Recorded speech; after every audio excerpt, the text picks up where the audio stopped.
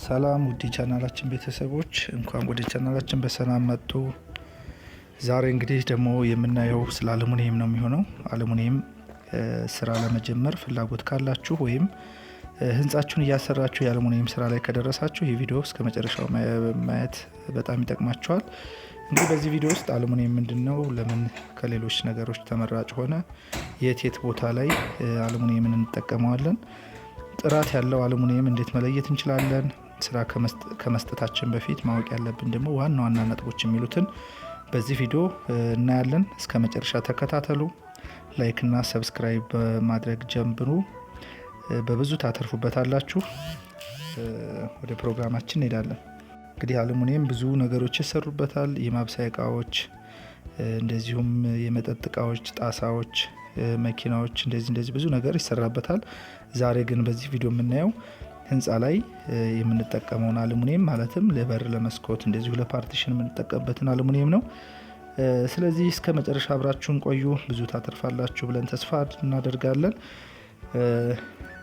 እንግዲህ በዘመናዊ ህንፃ ላይ የምናየው አብዛኛው የመስታወት፣ የመስኮቶች፣ የቢሮ ፓርቲሽኖች፣ የሱቅ እንደዚሁም ሌሎችም ዲዛይኖች በአሉሚኒየም የተሰሩ ናቸው። ይህ ማለት አሉሚኒየም በጣም ተፈላጊና ውበትን የሚጨምር ነው ማለት ነው።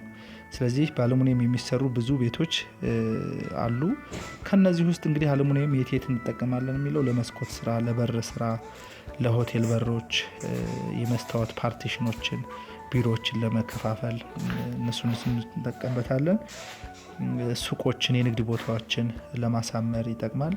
እንግዲህ የራሱ የተለያየ ውበት ስላለው በጣም ተፈላጊ ያደርገዋል። ለምሳሌ በሮችን በምንሰራበት ጊዜ በጣም ቀላል ነው። ዝገትን ይቋቋማል፣ ዝናብ ይቋቋማል እና በሮችን በምንሰራበት ጊዜ በጣም ተመራጭ ነው ማለት ነው። ለሆቴሎች፣ ሻወር ቤቶች፣ እነዚህ እርጥበት የሚበዛበት አካባቢ ላይ አሉሚኒየም ብንጠቀም በጣም የተሻለ ነገር ነው።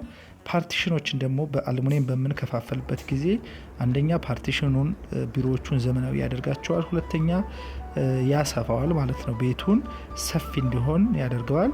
ስለዚህ ብዙ ጥቅም አለው። አሉሚኒየም በቀላሉ አይበላሽም። ለጥገና ብዙ ወጪ አያስወጣም። እነዚህ ዘርፈ ጥቅም አላቸው። ይሄ ነው እንግዲህ አሉሚኒየም እንግዲህ ብዙ ጥቅሞች አሉት። ለምሳሌ በብረት መስራት ይቻላል። በአርሲኤስ በሱ መስራት ይቻላል። ከሱ በተሻለ ግን በአሉሚኒየም መስራቱ ጥቅሙ ምንድን ነው ካል የመጀመሪያው ነገር ብዙ ጥቅሞች አሉት። ለምሳሌ በብረት መስራት ይቻላል። በአርሲኤስ በሱ መስራት ይቻላል። ከሱ በተሻለ ግን በአሉሚኒየም መስራቱ ጥቅሙ ምንድን ነው ካል የመጀመሪያው ነገር አይዝግም። ሌሎቹ ማቴሪያሎች በሙሉ ውሃ፣ እርጥበት ባገኛቸው ሰዓት ይዝጋሉ፣ ከለራቸውን ይቀይራሉ። በጣም የሚያስጠላ መልክ ይኖራቸዋል ማለት ነው። ስለዚህ አሉሚኒየም በቀላሉ የሚዝግ አይደለም። ውሃን ይቋቋማል። ወተር ፕሩፍም ስለሆነ ልክ ውሃን የመቋቋም አቅም አለው። ፀሐይን ይቋቋማል። ክብደቱ ቀላል ነው ማለት ለመስራት፣ ለመንቀል፣ ለመስራት፣ ለመጫን፣ ለማውረድ በተለያየ መንገድ ክብደታቸው በጣም ቀላልና ተመራጭ ነው። ጥገና አይበዛበትም። አንድ ጊዜ ከተሰራ በኋላ ምናልባት ቁልፎች ጋር፣ የእጅ መያዣዎች ጋር ማስተካከያ ሊፈልግ ይችላል እንጂ አብዛኛውን ጥገና የሚበዛበት ነገር አይደለም። ቤትን ውብ ያደርጋል። በተለይ ለቤት ውበት መስኮቶች፣ በሮች ላይ ከተሰራ ካለቀ በኋላ ቤቱን በጣም ውብ ያደርጋል። የንብረትን ዋጋ ይጨምራል። ይህ ዋናው ነገር ነው። የንብረት ዋጋ ማለት ለምሳሌ በአሉሚኒየም የተሰራ ቤትና በብረት የተሰራ ቤት ዋጋቸውም የዋጋ ቫልዩአቸውም እኩል አይደለም። ስለዚህ የንብረትን ዋጋ ይጨምራል። በተለያዩ ቀለሞችና ዲዛይኖች ደግሞ ማግኘት ይቻላል። በፈለግነው ቀለም በሲልቨር፣ በጥቁር፣ በተለያየ ነገር እንዳለ ከለሮች ማግኘት እንችላለን ማለት ነው። እንግዲህ ወደ ሶስተኛው ነገር ስንመጣ ጥራት ያለውን ስራ ወይም ጥራት ያለውን አሉሚኒየም እንዴት እንለያለን ብለን ስንወስድ እንግዲህ ብዙ ሰዎች ዋጋን ብቻ ያሉ፣ ነገር ግን ጥራት ከዋጋ በላይ አስፈላጊ ነው። በተለይ ገንዘባችሁን በምታወጡበት ነገር ላይ ጥራት ላይ መደራደር የለባችሁም። ልዩነቱም ትንሽ ነው የሚሆነው። ትንሽ ልዩነት ሆኖ ግን ብዙ ዋጋ ያስከፍላቸዋል እና ጥራት ያለው ነገር ብትመርጡ የተሻለ ነው። ይህን እንግዲህ በምትመርጡበት ጊዜ የመጀመሪያው ነገር ፕሮፋይሉ ወይም አሉሚኒየሙ ውፍረቱን መመልከት አለባችሁ።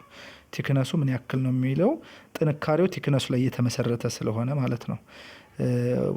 ትንሽ ቆይቶ የሚፋፋቅ የሚላጥ እንዳይሆን ቅቡን የተቀባበትን መንገድ እሱን በደንብ ማየት ያስፈልጋል። ያው የተነከረ እና ኮትድ ወይም አኖዳይዝ የሚሉት አለ። እሱን የትኛው ነው ትክክለኛው ነገር ቀለሙ በኋላ ላይ የሚለቅ እንዳይሆን እሱን በትክክል ማየት ያስፈልጋል። ውፍረቱ ላይ በጣም ፎከስ ማድረግ ይኖርባቸዋል ማለት ነው። ሁለተኛው ነገር እንግዲህ አልሙኒየም በምታሰሩበት ጊዜ የሚጠቀሙትን እጀታና መቆለፊያዎች በደንብ መመርመር ማወቅ ያስፈልጋል። በቀላሉ ቅንጥስ የሚሉ እንዳይሆኑ እነዚህ የእጅ መያዣዎች እጀታዎችን በጥንቃቄ ማየት ያስፈልጋል።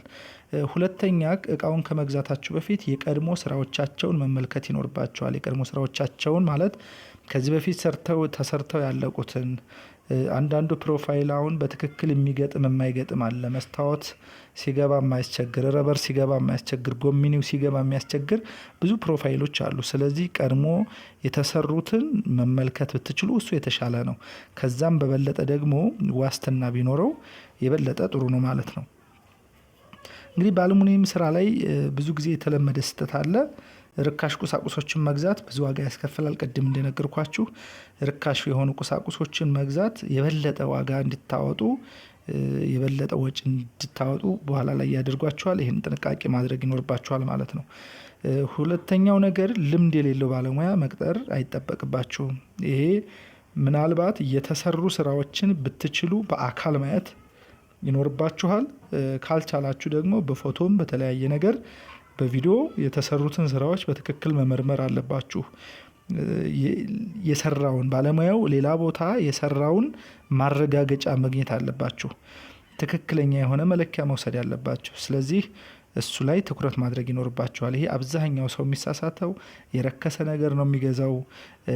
ባለሙያም ሲመርጥ በቃ ዋጋ ከቀነሰለት ቅናሽ የሆነ ዋጋ መርጦ ነው የሚሄደው። ይሄ በጣም ሲሪየስ ጉዳይ ነው። በኋላ ለብዙ ወጪ ያደርጋችኋል። ይሄንን ተጠንቀቁ። ሌላው በመጨረሻ ጥራት ያለው መስታወት መጠቀም። መስታወቶች ብዙዎቹ ቲክነሳቸው እንዳለ ሆኖ አንዳንዶቹ ግን ፀሐይ ሲበዛባቸው ፀሐይ መቋቋም የማይችሉ መስታወቶች አሉ፣ በቀላሉ የሚሰነጣጠቁ ማለት ነው። ስለዚህ እነዚህ ጥራት የሌለው መስታወት እንዳትጠቀሙ፣ ይህንንም ጥንቃቄ አድርጉ።